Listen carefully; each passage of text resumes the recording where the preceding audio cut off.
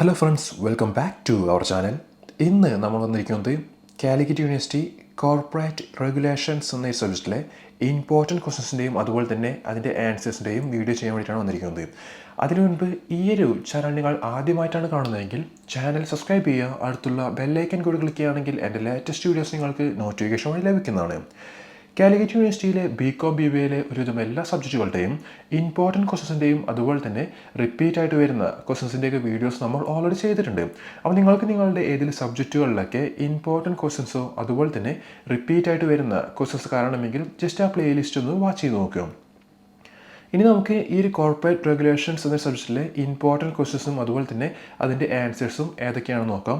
അതിനു മുമ്പ് ഈ ഒരു കോർപ്പറേറ്റ് റെഗുലേഷൻസിൻ്റെ ഒരു വീഡിയോ നമ്മൾ മുൻപ് ചെയ്തിട്ടുണ്ട്. അപ്പോൾ ആ ഒരു വീഡിയോയുടെ ബാക്കിയുള്ള ക്വസ്റ്റൻസാണ് നമ്മൾ ഇന്നത്തെ ഒരു വീഡിയോയിൽ എടുക്കുന്നത്.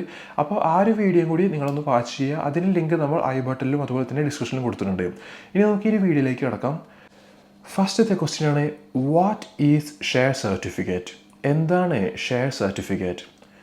ഒരുപാട് തവണ ക്വസ്റ്റ്യൻ പേപ്പേഴ്സിലേക്ക് റിപ്പീറ്റ് ആയിട്ട് വന്നിട്ടുള്ളൊരു ക്വസ്റ്റ്യനാണ് എന്താണ് ഷെയർ സർട്ടിഫിക്കറ്റ് എന്ന് പറഞ്ഞുള്ള ഒരു ക്വസ്റ്റ്യൻ. കഴിഞ്ഞ തവണയുള്ള 2023 ക്വസ്റ്റ്യൻ പേപ്പറിലും വന്നിട്ടുള്ളൊരു ക്വസ്റ്റ്യനാണ് ഇത്. അപ്പോൾ നിങ്ങൾ എന്തായാലും തന്നെ ഇത് ക്വസ്റ്റ്യൻ മറക്കാതെ തന്നെ ഒന്ന് പഠിച്ചു വയ്ക്കാം. എന്താണ് ഈ ഷെയർ സർട്ടിഫിക്കറ്റ് എന്ന് ജസ്റ്റ് ഒന്ന് നോക്കി വയ്ക്കാം. നമുക്കത് എന്താണെന്ന് നോക്കാം. It also known as A stock certificate. ഈ ഒരു ഷെയർ സർട്ടിഫിക്കറ്റിനെ നമുക്ക് സ്റ്റോക്ക് സർട്ടിഫിക്കറ്റ് എന്നും വിളിക്കാം. The share certificate is a physical document a company issues to its shareholders. ഒരു കമ്പനിയുടെ ഷെയർ ഹോൾഡേഴ്സിന് വേണ്ടിയിട്ട് ആ ഒരു കമ്പനി ഇഷ്യൂ ചെയ്യുന്ന ഡോക്യുമെൻ്റാണ് ഈ ഒരു ഷെയർ സർട്ടിഫിക്കറ്റ് അല്ലെങ്കിൽ സ്റ്റോക്ക് സർട്ടിഫിക്കറ്റ് എന്ന് വിളിക്കുന്നത്. It serves as evidence of ownership of A certain number of shares in A company. ഒരു കമ്പനിയിലെ ആ ഒരു ഷെയർ ഹോൾഡർ ഓൺ ചെയ്തിട്ടുള്ള ആ ഒരു സർട്ടൻ എമൗണ്ട് ഓഫ് ഷെയർസിൻ്റെ നമ്പറും എല്ലാ ഓണർഷിപ്പും എല്ലാം അടങ്ങിയിട്ടുള്ള ഒരു എവിഡൻസ് ആണ്, ഒരു ലോഫുൾ ആയിട്ടുള്ള ഒരു എവിഡൻസ് ആണ് ഈ ഒരു സ്റ്റോക്ക് സർട്ടിഫിക്കറ്റ് അല്ലെങ്കിൽ ഷെയർ സർട്ടിഫിക്കറ്റ് എന്ന് വിളിക്കുന്നത്. Share certificates R written documents that are attested on behalf of A firm or A corporation. ഈ ഒരു ഷെയർ സർട്ടിഫിക്കറ്റ് ഇത് ആക്ച്വലി ഒരു റിട്ടൺ ഡോക്യുമെൻ്റ് ആണ്. ഇത് അറ്റസ്റ്റ് ചെയ്തത് ഈ ഒരു ഏതെങ്കിലും ഒരു ഫേമിൻ്റെയോ അല്ലെങ്കിൽ ഏതെങ്കിലും ഒരു കോർപ്പറേഷൻ്റെയോ ബിഹാഫിലായിരിക്കും. Which acts as legal proof for ownership stating the number of shares own. അപ്പോൾ ആ ഒരു ഷെയർ ഹോൾഡർ ഈ ഒരു കമ്പനിയുടെ ഇത്രയും ഷെയർസ് ഓൺ ചെയ്തിട്ടുണ്ട്, ഇത്രയും ഷെയർസ് അയാളുടെയാണ് എന്ന് തെളിയിക്കുന്ന ഒരു ലീഗലായിട്ടുള്ളൊരു പ്രൂഫ്, ലീഗലായിട്ടുള്ളൊരു എവിഡൻസ് ആണ് ഈ ഒരു ഷെയർ സർട്ടിഫിക്കറ്റ് അല്ലെങ്കിൽ സ്റ്റോക്ക് സർട്ടിഫിക്കറ്റ് എന്ന് വിളിക്കുന്നത്. അപ്പോൾ നിങ്ങൾ ഏതെങ്കിലും കമ്പനിയുടെ ഷെയർസ് വാങ്ങുകയാണെങ്കിൽ ആ ഒരു കമ്പനി നിങ്ങൾക്ക് ഇഷ്യൂ ചെയ്യുന്ന സർട്ടിഫിക്കറ്റാണ് ഈ ഒരു ഷെയർ സർട്ടിഫിക്കറ്റ് വിളിക്കുന്നത്. ആ ഒരു സർട്ടിഫിക്കറ്റിൽ എന്തൊക്കെയായിരിക്കും അടങ്ങിയിട്ടുണ്ടാവുക? നിങ്ങൾ ആ കമ്പനിയിലെ എത്ര ഷെയർസാണ് ഓൺ ചെയ്തിട്ടത്, അപ്പോൾ അതുപോലെ തന്നെ ആ ഒരു ഓൺ ചെയ്ത ഷെയർസിൻ്റെ ഫുള്ളായിട്ടുള്ള ലീഗലായിട്ടുള്ള ഓണർഷിപ്പ് നിങ്ങളുടേതാണ് എന്ന് തെളിയിക്കുന്ന ഒരു സർട്ടിഫിക്കറ്റ് ആയിരിക്കും ഈ ഒരു സ്റ്റോക്ക് സർട്ടിഫിക്കറ്റ് അല്ലെങ്കിൽ ഷെയർ സർട്ടിഫിക്കറ്റ് എന്ന് വിളിക്കുന്നത്. അപ്പോൾ ഈ ഒരു ക്വസ്റ്റ്യൻ നിങ്ങൾ എന്തായാലും തന്നെ മറക്കാതെ നോക്കി വയ്ക്കുക, ജസ്റ്റ് ഒന്ന് പഠിച്ചു വയ്ക്കുക. ഇനി നമുക്ക് അടുത്ത ക്വസ്റ്റ്യൻ ഏതാണെന്ന് നോക്കാം. Who are promoters of A company? ഒരു കമ്പനിയിലെ പ്രൊമോട്ടേഴ്സ് എന്ന് പറയുന്നത് ആരൊക്കെയാണ്? നമുക്കറിയാം ഒരു കമ്പനിയിൽ പ്രൊമോട്ടേഴ്സും ഉണ്ട് അതുപോലെ തന്നെ നോൺ പ്രൊമോട്ടേഴ്സും ഉണ്ട്. അവർ തമ്മിലുള്ള വ്യത്യാസം എന്താണ്? അല്ലെങ്കിൽ ഒരു പ്രൊമോട്ടേഴ്സ് എന്ന് പറയുന്നത് ആരൊക്കെയാണ്, അതുപോലെ തന്നെ നോൺ പ്രൊമോട്ടേഴ്സ് എന്ന് പറയുന്നത് ആരൊക്കെയാണ് എന്നാണ് നമുക്കിവിടെ നോക്കുന്നത്. The ownership structure in Indian companies is characterized by what is called promoters and non-promoters. ഒരു ഇന്ത്യൻ കമ്പനിയിലെ ഓണർഷിപ്പ് സ്ട്രക്ചർ ഇങ്ങനെയായിരിക്കും. അവിടെ ഒരു പ്രൊമോട്ടേഴ്സും ഉണ്ടായിരിക്കും, നോൺ പ്രൊമോട്ടേഴ്സും അടങ്ങിയിട്ടുണ്ടായിരിക്കും.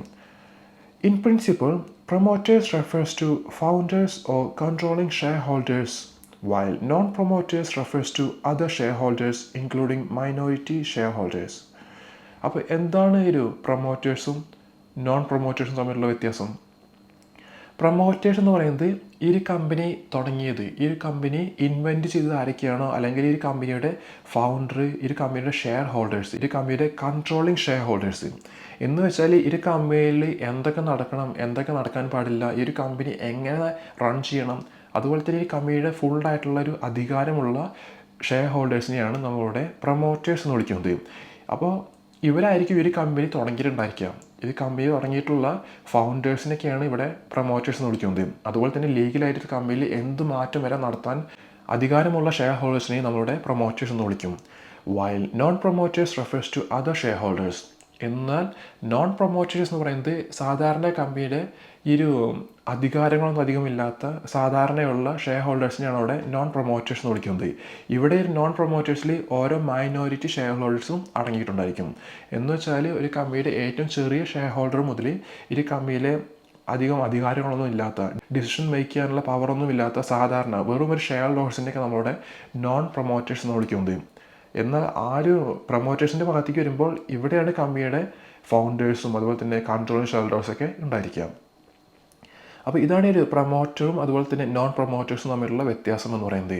ഇപ്പോൾ നമ്മുടെ കമ്പനിയുടെ ഷെയർ വാങ്ങുകയാണെങ്കിൽ, ഏതൊരു ചെറിയ ഷെയർ നമ്മൾ വാങ്ങുകയാണെങ്കിൽ ആ ഒരു കമ്പനിയുടെ ഒരു നോൺ പ്രൊമോട്ടർ ആയിരിക്കും നമ്മളെന്ന് പറയുന്നത്. ആ ഒരു കമ്പനിയുടെ ഒരു ചെറിയ ഷെയർ നമ്മൾ വാങ്ങിയിട്ടുണ്ട്, പക്ഷേ നമുക്ക് ആ ഒരു കമ്പനിയിൽ വലിയ ലീഗലായിട്ടോ അല്ലെങ്കിൽ ആ ഒരു കമ്പനിയിൽ അതോറിറ്റി ഒന്നും നമുക്ക് ഉണ്ടായിരിക്കില്ല. അപ്പോൾ അതിനെയാണ് ഇവിടെ നോൺ പ്രൊമോട്ടേഴ്സ് എന്ന് വിളിക്കുന്നത്. In corporate law, a promoter is the founder or organiser of a corporation or business venture. ഒരു കോർപ്പറേറ്റ് ലോയിൽ ഒരു പ്രൊമോട്ടർ എന്ന് പറയുന്നത് ആ ഒരു കമ്പനിയുടെ ഫൗണ്ടർ, ആ കമ്പനിയെ തുടങ്ങിയിട്ടുള്ള, ആ ഒരു കമ്പനി ഉണ്ടാക്കിയത് ആരാണോ, അതുപോലെ തന്നെ ഓർഗനൈസേഷൻ, ആ ഒരു കമ്പനി ഓർഗനൈസ് ചെയ്യുന്ന ആരൊക്കെയാണോ അവരെയാണ് പ്രൊമോട്ടർ എന്ന് വിളിക്കുന്നത്. The person who takes the initiative to create or organise a business. ആ ഒരു പേഴ്സൺ, ആ ഒരു ആൾ, ആ ഒരു ബിസിനസ് തുടങ്ങാൻ വേണ്ടിയിട്ട് ഇനീഷ്യേറ്റീവ് എടുത്തിട്ടുള്ള ആരൊക്കെയാണോ അവരെയൊക്കെയാണ് നമ്മുടെ പ്രൊമോട്ടർ എന്ന് വിളിക്കുന്നത്. അതുപോലെ തന്നെ നമ്മൾ നേരത്തെ പറഞ്ഞ പോലെ ആ കമ്പനിയിൽ എന്ത് മാറ്റം വരെ നടത്താൻ അതോറിറ്റിയുള്ള ആളുകളെയാണ് നമ്മുടെ പ്രൊമോട്ടേഴ്സ് എന്ന് വിളിക്കുന്നത്. അപ്പോൾ എന്താണ് പ്രൊമോട്ടേഴ്സ് എന്നും നോൺ പ്രൊമോട്ടേഴ്സ് എന്നും നിങ്ങൾ മനസ്സിലാക്കി വയ്ക്കുക. ചിലപ്പോൾ എക്സാമിലൊക്കെ എന്താണ് ഇവർ തമ്മിലുള്ള വ്യത്യാസം എന്നൊക്കെ ചോദിക്കാൻ ചാൻസ് ഉണ്ട്. സാധാരണയായിട്ട് ഷോർട്ട് ആൻസർ ആയിട്ടാണ് ഈ ക്വസ്റ്റ്യനൊക്കെ ചോദിക്കാറ്, പക്ഷേ ഷോർട്ട് എസ്സേ ആയിട്ടും ചോദിക്കാൻ ചാൻസ് ഉള്ള ക്വസ്റ്റ്യനാണിത്. അപ്പോൾ നിങ്ങൾ എന്തായാലും തന്നെ ഈ ഒരു ഭാഗം മറക്കാതെ പഠിച്ചു വയ്ക്കാം. അടുത്ത ക്വസ്റ്റ്യനാണ്, വാട്ട് ഈസ് ESOP? എന്താണ് ESOP? നിങ്ങൾക്ക് ചിലപ്പോൾ അതിൻ്റെ ഫുൾ ഫോം അറിയണ്ടായിരിക്കും, പക്ഷെ നമുക്കത് എന്താണെന്ന് ഡീറ്റെയിൽ ആയിട്ടൊന്ന് നോക്കി വയ്ക്കാം. എക്സാമിനൊക്കെ സാധാരണയായിട്ട് റിപ്പീറ്റ് ആയിട്ട് വന്നുള്ള ക്വസ്റ്റ്യനാണ് ഒരു ESOPയുടെ ഭാഗത്തു നിന്നുള്ളത്. അപ്പോൾ നിങ്ങൾക്ക് ഈ ഒരു ഭാഗം എന്താണെന്ന് ജസ്റ്റ് ഒന്ന് മനസ്സിലാക്കാം. N employee stock ownership plan, ESOP. അപ്പോൾ ESOPയുടെ ഫുൾ ഫോം എന്താണ്? N employee stock ownership plan is an employee benefit plan which gives workers ownership interest in the company in the form of shares of stock. അപ്പോൾ എന്താണ് ESOP എന്ന് പറയുന്നത്?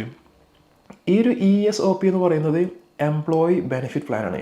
ഈ ഒരു കമ്പനിയിലെ എംപ്ലോയീസിന് ആ ഒരു കമ്പനിയുടെ ഷെയർസ് വാങ്ങാനുള്ള ഒരു ബെനിഫിറ്റ് പ്ലാനിനെയാണ് ഇവിടെ ESOP എന്ന് പറയുന്നത്. അപ്പോൾ നമ്മളിപ്പോൾ ഒരു കമ്പനി വർക്ക് ചെയ്യുകയാണെങ്കിൽ ആ ഒരു കമ്പനിയിലെ എംപ്ലോയീസിന് ആ ഒരു കമ്പനിയുടെ ഷെയർസ് വാങ്ങാം എന്ന് പറഞ്ഞുള്ളൊരു ചാൻസ്, ഒരു ഓപ്ഷൻ കൊടുക്കുകയാണ്. അതിനാണ് ഇവിടെ ESOP എന്ന് വിളിക്കുന്നത്. ESOPs encourage employees to give their all as the company's success translate into financial rewards. അപ്പോൾ ഈ ഒരു കമ്പനിയിലെ ഷെയർസ് ഈ ഒരു എംപ്ലോയീസ് വാങ്ങുമ്പോൾ ഓട്ടോമാറ്റിക്കായിട്ട് ഈ ഒരു എംപ്ലോയീസും ഈ ഒരു കമ്പനിയുടെ ഓണേഴ്സിൻ്റെ ഒരു ഓണർഷിപ്പിൻ്റെ ഒരു ഭാഗമാവുകയാണ്.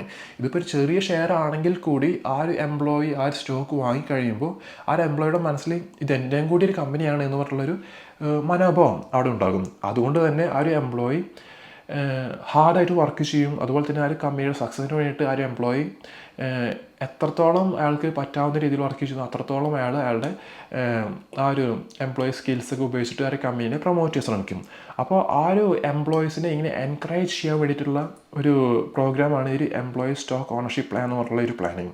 അപ്പോൾ ഈ ഒരു പ്ലാനിൽ മെയിനായിട്ട് ഈ ഒരു കമ്പനി ഉദ്ദേശിക്കുന്നത് എന്താണെന്ന് വെച്ചാൽ എംപ്ലോയീസ് സ്റ്റോക്ക് വാങ്ങുമ്പോൾ ആ ഒരു എംപ്ലോയീസിൻ്റെ മനസ്സിൽ ഇത് അവരുടെയും കൂടി കമ്പനിയാണ്. അപ്പോൾ ഇതിപ്പോൾ നമ്മുടെ സ്വന്തം കമ്പനിയാണ്, നമ്മൾ എത്രത്തോളം വർക്ക് ചെയ്യുന്നു അത്രത്തോളം ഹാർഡായിട്ട് നമ്മളോട് വർക്ക് ചെയ്യും. അങ്ങനെ ആ വർക്ക് ചെയ്യുമ്പോൾ അവർക്ക് അതിനനുസരിച്ചുള്ള ഫിനാൻഷ്യൽ റിവാർഡ്സും കിട്ടും. അപ്പോൾ ഈ എംപ്ലോയീസിനെ ഇങ്ങനെ എൻകറേജ് ചെയ്യാൻ വേണ്ടിയിട്ടുള്ള ഒരു പ്ലാനിനെയാണ് ഇവിടെ എംപ്ലോയി സ്റ്റോക്ക് ഓണർഷിപ്പ് പ്ലാൻ എന്ന് പറയുന്നത്. ഈ ഒരു പ്ലാനിൽ എംപ്ലോയീസിന് അവരുടെ ആ ഒരു കമ്പനിയിലെ സ്റ്റോക്ക് ഡിസ്കൗണ്ടായിട്ടോ അല്ലെങ്കിൽ അധികം ഫീസൊന്നും ഇല്ലാതെ അവർക്ക് ആ ഒരു സ്റ്റോക്ക് വാങ്ങാൻ സാധിക്കും. അതിനവിടെ അപ്പോൾ ഈ ഒരു എംപ്ലോയി സ്റ്റോക്ക് ഓണർഷിപ്പ് പ്ലാനിൻ്റെ ഫുൾ ഫോം എന്താണെന്ന് നിങ്ങൾ നോക്കി വയ്ക്കുക. അതുപോലെ തന്നെ ESOP നിങ്ങൾ എന്തായിരുന്നു ജസ്റ്റ് ഒന്ന് മനസ്സിലാക്കി വയ്ക്കുക. അടുത്ത ക്വസ്റ്റ്യനാണ്, what is forfeiture of shares? എന്താണ് forfeiture of shares? Forfeiture of shares occurs when a shareholder fails to pay the call money by the due date, leading to the company reclaiming the shares. എന്താണ് forfeiture of shares എന്ന് പറയുന്നത്? ഈ ഒരു ഫോർഫെയ്ച്ചർ of shares ഒക്കെയോ ഇത് നടക്കുന്നത് എങ്ങനെയാണ്? ഒരു ഷെയർ ഹോൾഡർ അയാൾ വാങ്ങിയിട്ടുള്ള ഷെയർസിൻ്റെ കോൾ മണി ആ ഒരു ഡ്യൂ ഡേറ്റ് ആയിട്ടും അയാൾ ആ കോൾ മണി പേ ചെയ്തില്ലെങ്കിൽ അവിടെ നടക്കുന്നതാണ് ഫോർഫെയ്ച്ചർ ഓഫ് ഷെയർസ് എന്ന് വിളിക്കുന്നത്. അങ്ങനെ ആ ഒരു കമ്പനി ആ ഒരു ഷെയർ ഹോൾഡർ വാങ്ങിയിട്ടുള്ള ഷെയർസ് ആ ഒരു കമ്പനി റീക്ലെയിം ചെയ്യും. അതിനെയാണ് ഇവിടെ ഫോർഫെയ്ച്ചർ ഓഫ് ഷെയർസ് എന്ന് വിളിക്കുന്നത്. This process results in the shareholder losing all rights and benefits associated with the forfeiture shares. ഈ ഒരു പ്രോസസ്സിൽ എന്താണ് നടക്കുന്നത്? ആ ഒരു കമ്പനിയിൽ നിന്ന് വാങ്ങിയിട്ടുള്ള ഷെയർസ് മൊത്തമായിട്ട് ആ ഒരു ഷെയർ ഹോൾഡറിൻ്റെ കയ്യിൽ നിന്ന് ലൂസ് ആവുകയാണ്. ആ ഒരു ഷെയർ ഹോൾഡറിൻ്റെ കയ്യിൽ നിന്ന് പോവാണ്, തിരിച്ച് കമ്പനിയിലേക്ക് റീക്ലെയിം ചെയ്യാണ്. അങ്ങനെ അയാൾക്ക് ആ ഒരു ഷെയറിൻ്റെ മേലുള്ള ബെനിഫിറ്റ്സോ ഒന്നും അയാൾക്ക് അവിടെ കിട്ടില്ല. അപ്പോൾ അവിടെ എല്ലാ റൈറ്റ്സും അയാളുടെ എല്ലാ റൈറ്റ്സും നീക്കം ചെയ്തിട്ട് ആ ഒരു ഫുള്ളായിട്ടുള്ള ഷെയർസ് ആ ഒരു കമ്പനിയിലേക്ക് തന്നെ തിരിച്ചു വരികയാണ്. അപ്പോൾ ഇതിനെയാണ് ഫോർഫെയ്ച്ചർ ഓഫ് ഷെയർസ് വിളിക്കുന്നത്. ഇത് എങ്ങനെയാണ് നടക്കുന്നത്? ആ ഒരു കോൾ മണി ഒരു കമ്പനി കോൾ മണി വിളിച്ചു കഴിഞ്ഞാൽ ആ ഒരു ഡ്യൂ ഡേറ്റിനുള്ളിൽ ആ ഒരു ഷെയർ ഹോൾഡർ ആ ഒരു പൈസ അടച്ചില്ലെങ്കിൽ അയാളുടെ കയ്യിലുള്ള ആ ഒരു ഷെയർസ് നഷ്ടപ്പെടും. അയാളുടെ കയ്യിലുള്ള ഷെയർസ് നഷ്ടപ്പെടും.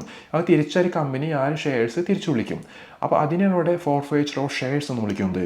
The company may call upon the share holder to pay the price in instalments. The instalment payments are called call money. അപ്പോൾ എന്താണ് ഈ കോൾ മണി എന്ന് പറയുന്നത്? ഇപ്പോൾ നിങ്ങൾ ഒരു കമ്പനിയിലൊരു നല്ലൊരു എമൗണ്ട് ഷെയർസ് വാങ്ങുകയാണെങ്കിൽ ആ ഒരു കമ്പനി ചിലപ്പോൾ നിങ്ങൾക്ക് ആ ഒരു ഷെയർസ് ഇൻസ്റ്റാൾമെൻ്റ് ആയിട്ട് തരും. അപ്പോൾ ആ ഇൻസ്റ്റാൾമെൻറ്റിന് ഓരോ തവണയും നിങ്ങൾ അടയ്ക്കുന്ന ആ ഒരു ഇൻസ്റ്റാൾമെൻറ്റിനെ ഇവിടെ കോൾ മണി എന്നാണ് വിളിക്കുന്നത്. ആ ഒരു ഇൻസ്റ്റാൾമെൻറ്റ് പേയ്മെൻറ്റിനാണ് ഇവിടെ കോൾ മണി എന്ന് വിളിക്കുന്നത്. അപ്പോൾ ആ ഒരു കോൾ മണി ആ ഒരു കമ്പനി വിളിച്ചു കഴിഞ്ഞിട്ട് ആ ഒരു ഇൻസ്റ്റാൾമെൻറ്റ് ടൈമായിട്ടും ആ ഒരു ഡ്യൂ ഡേറ്റ് ആയിട്ടും ഈ ഒരു ഷെയർ ഹോൾഡർ ആ പൈസ അടച്ചില്ലെങ്കിൽ അയാൾ വാങ്ങിയിട്ടുള്ള ആ എല്ലാ ഷെയർസും ആ ഒരു കമ്പനി തിരിച്ചെടുക്കും. ആ ഒരു ഷെയർ ഹോൾഡറിൻ്റെ അനുവാദമില്ലെങ്കിലും ആ ഒരു കമ്പനിക്ക് ആ ഷെയർ ഹോൾഡറിൻ്റെ കയ്യിൽ നിന്ന് ആ ഒരു ഷെയർസ് തിരിച്ചെടുക്കാം. അപ്പോൾ ആ ഒരു ഷെയർ ഹോൾഡറിന് ഷെയർസിൻ്റെ മേലെയുള്ള എല്ലാ റൈറ്റ്സും എല്ലാ ഓണർഷിപ്പും നഷ്ടമാണ്. The call money is due from the shareholders. Non-payment of the dues can result in forfeiture of the shares. അപ്പോൾ ഈ ഒരു കോൾ മണി ഡ്യൂ ആയിട്ടും ആ ഒരു ഷെയർ ഹോൾഡർ പൈസ അടച്ചില്ലെങ്കിൽ ആ ഒരു നോൺ പേയ്മെൻറ്റ് ഈ ഒരു ഫോർഫെയ്ച്ചർ ഓഫ് ഷെയർസിന് കാരണമാകുന്നു എന്നാണ് പറയുന്നത്. അപ്പോൾ ഒരു ഫോർഫെയ്ച്ചർ ഓഫ് ഷെയർസ് എന്ന് സിമ്പിളായിട്ട് പറയുകയാണെങ്കിൽ ആ ഒരു ഷെയർ ഹോൾഡറിൻ്റെ കയ്യിൽ നിന്ന് കമ്പനി ആ ഒരു കമ്പനിയുടെ ഷെയർസ് റീക്ലെയിം ചെയ്യുന്ന ഒരു പ്രോസസ്സിനെയാണ് ഫോർഫെയ്ച്ചർ ഓഫ് ഷെയർസ് എന്ന് വിളിക്കുന്നത്. ഇത് എങ്ങനെയാണ് നടക്കുന്നത്? ആ ഒരു കമ്പനി ആ ഒരു കോൾ മണി വിളിച്ചു കഴിഞ്ഞിട്ടും ആ ഒരു ഷെയർ ഹോൾഡർ ആ ഒരു പൈസ അടച്ചില്ലെങ്കിലാണ് ഈ ഒരു ഫോർഫെയ്ച്ചർ ഓഫ് ഷെയർസ് നടക്കുക. അപ്പോൾ ഇത്രയുമാണ് നമ്മൾ ഇന്നത്തെ ഈ വീഡിയോ എടുക്കുന്നത്. ഇതിൻ്റെ ബാക്കിയുള്ള ക്വസ്റ്റ്യൻസ് നമുക്ക് അടുത്ത വീഡിയോ എടുക്കാം. അപ്പോൾ ഈ ഒരു വീഡിയോ നിങ്ങൾക്ക് യൂസ്ഫുൾ ആയെങ്കിൽ ജസ്റ്റ് ലൈക്ക് ചെയ്യുക, ഷെയർ ചെയ്യുക, അതുപോലെ തന്നെ നിങ്ങളുടെ അഭിപ്രായങ്ങളൊക്കെ കമൻറ്റ് ചെയ്യാം. താങ്ക്